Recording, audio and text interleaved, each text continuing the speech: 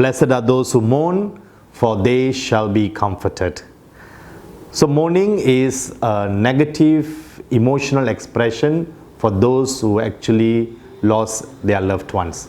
So here, lost their dependent loved one. That's the key. So for us, normally when we attend funerals, we will be sad about it or we will be sorrowed about it.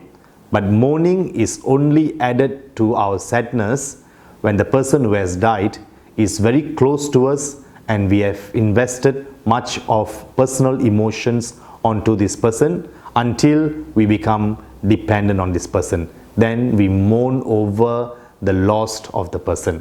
So today Jesus uses this word in the Beatitude.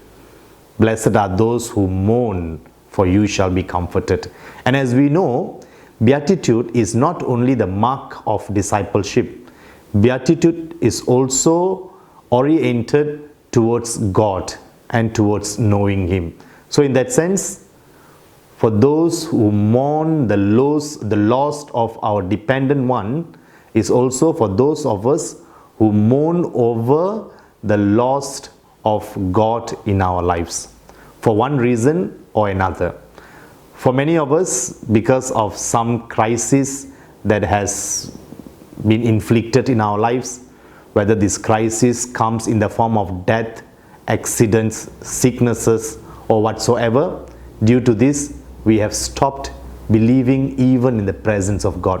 Not only we doubt, but we don't want to believe in the existence of God because of all this crisis.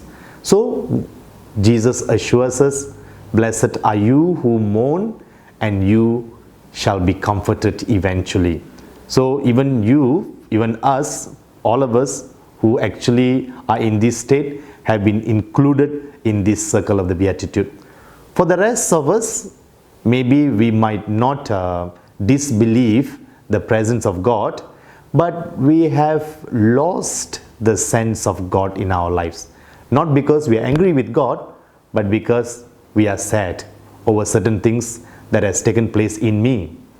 Because of my sin, because of my filth, because I have done something which is completely against God, therefore I have decided not to face Him anymore already. I am shameful.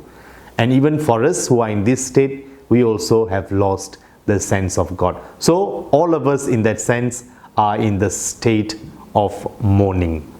So Jesus assures us, blessed are you who mourn over the loss of God in your lives, in our lives, and you shall be comforted, and we shall be comforted. So the negative feelings of mourning might not be negative, might not end up at a negative consequence eventually.